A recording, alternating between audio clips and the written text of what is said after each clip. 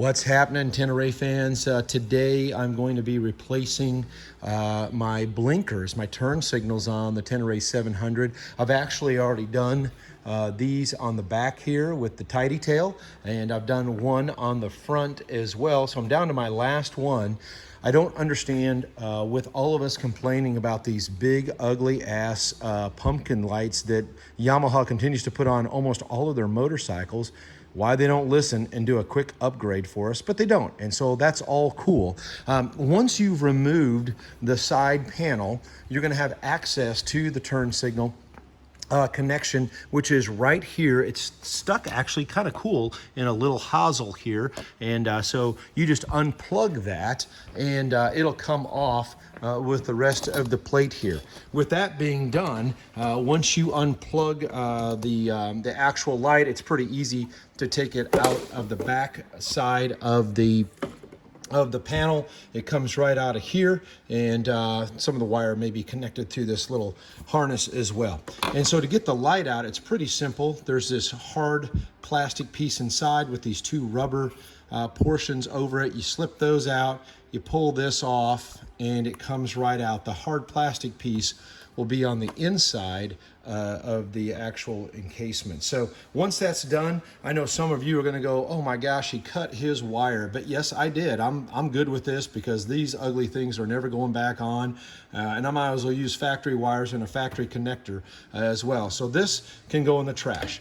Now, what do you need? Well, you obviously need to have a blinker, and most of these I'm finding are 10mm hosels. So the obvious problem though is that how do I get this to fit in here? Obviously it's too big, and this has a much larger neck to it, if you will. So there's a couple of companies that make these little plates that you can use to cover the hole, and then it will accommodate the exact size of these small blinkers. I bought these from Off the Road in Germany. I know there are places in the States to get them, but then you just get these plates and you will use them. These actually are pretty nice. I believe they're made out of metal. Probably somebody 3D printed them. Probably smarter than me as well. So there's this one that has a little bit of a lip to it that goes on the outside, and then, believe it or not, it's held in place by this other one that goes on the inside once you thread the blinker or the turn signal through it. Guys, do this first, okay? Just to make sure that you got everything wired up and ready to go before you start soldering wires or doing anything like that, which is what I'm gonna be doing next. So you won't be able to do all of this if you don't do it first. I've learned that the hard way myself. So I've got that on. I'm gonna slip the washer and the nut over this as well. You might be able to see this here. I'm a one-man recording show today. I'm just going to get those kind of on there loosely for right now, so I'm not real concerned about all of that just yet. But I'm more concerned about, obviously, wiring this up. Now, whenever you do switch to LEDs, you're going to want to get a new relay. I show in another video where this relay is. I bought this one off of eBay. I've actually gotten a couple of these. They're like $10. They're not very expensive. And essentially what they do is they drop the current sensitivity, because LED requires so much less current than those regular lights do. And so this will make your blinkers blink at a normal rate instead of the high rate which they normally would do with a regular relay. Located on the right-hand side of the motorcycle under the seat, pretty easy to find. And this one even comes with a clip to plug right into a Yamaha. So easy to do. This is a spare. I got a Super Tenere that I'm gonna probably use that on. But the next step, of course, is to take this pigtail that I cut off of the old pumpkin light and wire it up. Now, a cool thing that Yamaha did this year is they got a 3-wire front, which means that when you turn your bike on, you'll have constant light coming out of the turn signals as well as your headlamp.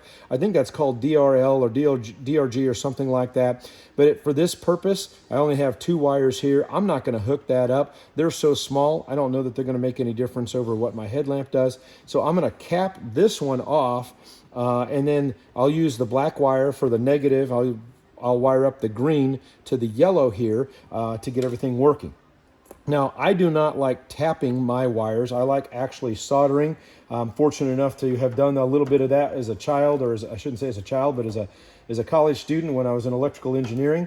You will need a soldering iron, which this one's from Weller. They're 15 bucks, and a heat gun, not a blow dryer, but an actual heat gun. This is several years old. I used to fly model airplanes, and I'd use this to shrink the monocoat covering onto my airplanes to fly them. The heat shrink tubing, you can get this stuff off of Amazon. It doesn't hardly cost anything. I actually bought a great big plastic tackle box looking thing full of different sizes and so on. And you want to make sure that you get a size that fits over your wire just enough, but it's not too big, because heat shrink tubing is only going to shrink so much. You notice I'm putting this on right now because once you solder it, you're not going to be able to get it on there. And again, I've learned that the hard way. Now I'm going to put an individual wire heat shrink tube on, and then you're going to see me also take this larger piece here that I, just as an extra precaution, will put over the two smaller ones once I'm done with the soldering. So keep that in mind as well. I've also got some green here. It's a little bit of an intermediate size between the small and this large here. And I'll show you what I'm going to do with that actually right now. I've got all this ready other than stripping it. Now, what I'm going to do with this, since I'm not going to use the blue wire, I don't want to cut it off, and I don't want to leave bare wire exposed ever. So a trick that I've always just done myself is I take a piece of heat shrink tubing, I'll stick it over that wire, I will heat shrink it on the wire, and then once that's done, I will fold over the end of the heat shrink tubing back onto it, and I'll put another piece of heat shrink tubing over it. So you can see now it's starting to shrink, which is great. And I always do the shrinking until I can see the wire, the indentation of the wire underneath. Might be kind of hard to see that on camera, but it is down there. And so I've got this little bit of extra here, which the end of it is open. That's fine, because I'm just going to fold that over, and still a little warm there, but I'm going to use this piece to put over both of those, and I'll just kind of run that down, and you can see where it's folded over there. I'll heat shrink that on, and essentially what I've done is I've put a pretty good seal on this piece of wire. I still have it available to me when I want it in the future, when I buy some turn signals that have 3 wires for the DRG or DRL or whatever it is. But otherwise, I don't have to worry about that touching anything or getting wet. And so I've got that all sealed up.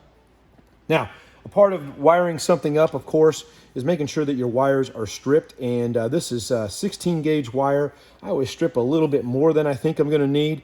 Get a good wire stripper, guys, and make sure you know kind of how to use it. Don't experiment on your actual pieces that you need, but maybe get something else. Now, I automatically, as soon as I strip something, I go for the twist, because this is braided or stranded wire. And so when you twist it, you can make sure that you don't have any spare braids or strands getting out there in the way when you're going to put your heat shrink tubing over it.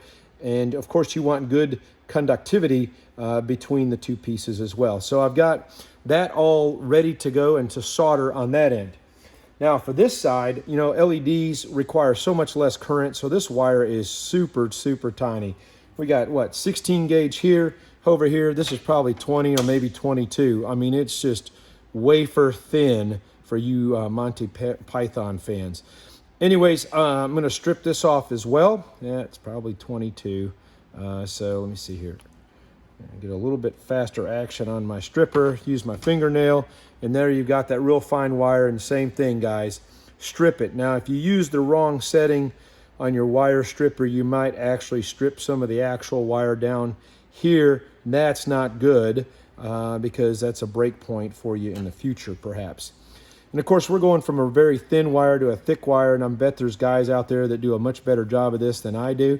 So critique away if you want to, but this is the way I've always done it, and you know, I've never had an issue. So I'm spinning this one or braiding this one or twisting it, whatever you want to say, just to make sure that I don't have any issues with this at all. All right, so I've got all my wires now ready. I've put my heat shrink tubing over the wire, both sets that I want to have on there. And by the way, keep those far enough away from where you're going to solder.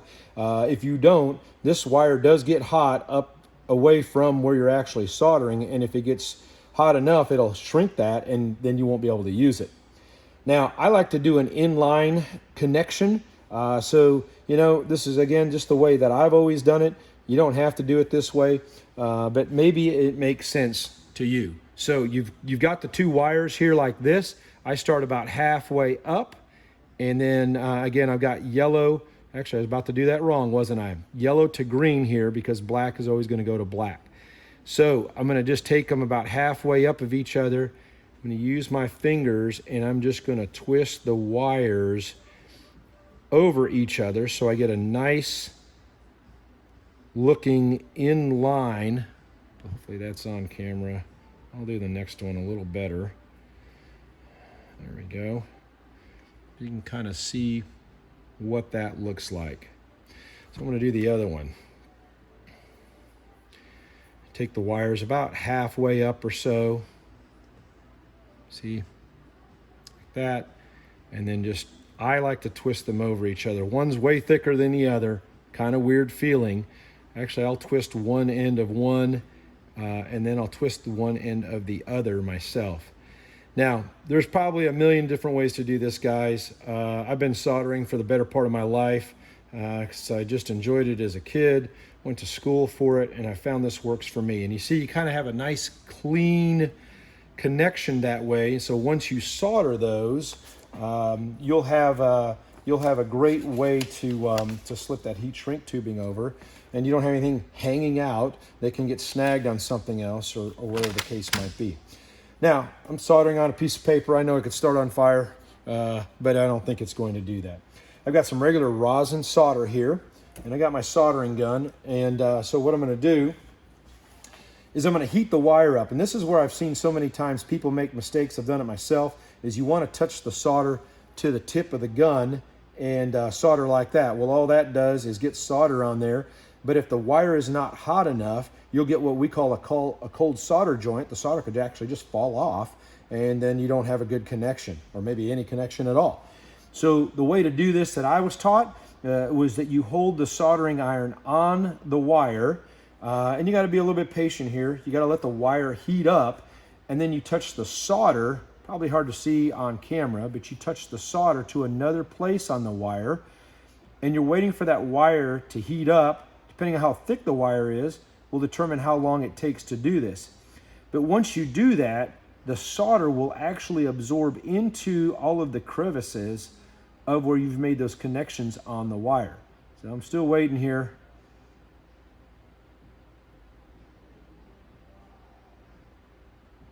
There it goes. So you can see it kind of dripping in. Now you don't want a puddle of solder. You actually want it to absorb into the wire. Got a little warm there for me. It's all good though. Now, look at it all the way around. I always like to blow on it just a little bit. It's, never mind. Then the other one here, same thing. I'm going to do the same exact thing. It doesn't take a ton of solder. You just want it to soak in, if you will. So again, if you just touch the soldering iron, you're not going to get a good soldering joint. At least that's the way, again, that I was taught. So, ooh, that is purty right there. Purty is a Texas word. I'm blowing on these because I want to put the heat shrink tubing over them now. You need to wait though, because if it's still hot and I'm too fast, that heat shrink tubing is just slightly larger than the actual solder there. I'll wind up in a pickle trying to get this stuff over there. I do not recommend using electrical tape. You can use that over all of it if you want to, once you put heat shrink tubing on. But electrical tape eventually breaks down. At least, again, it's been my experience. So these are cool enough now, I bet. And look at that. It just slips right over. I try to get the joint right in the middle of the heat shrink tubing. Just like that right there. That one's a little bit tighter, which is perfect. So I got them on there. I'm going to heat shrink these down. I'll tell you, I have burned myself with a heat gun so many times by grabbing the end of it. This, again, is not a blow dryer. It is getting very hot. And when you're dumb, like me, it's a good way to get burnt. How do you know when you're done heat shrinking? Well, for me, I know I'm done heat shrinking when, again, I can see my solder joint and the wire and everything else. So I know that's small enough. I've got this other wire here that I'm just going to tuck under my one great big piece. So I'm going to stick that over all of those for a good connection. You know, I did that just a little too soon because this one's shrinking a little bit on me, which is fine. You know, I got them all in there. It's kind of the way I like to have it. Actually, there we go. I got them slip out the other side just a little bit, just to kind of keep it all neat and clean for me. Not necessary, perhaps, but if you're OCD, it may be the way you roll as well.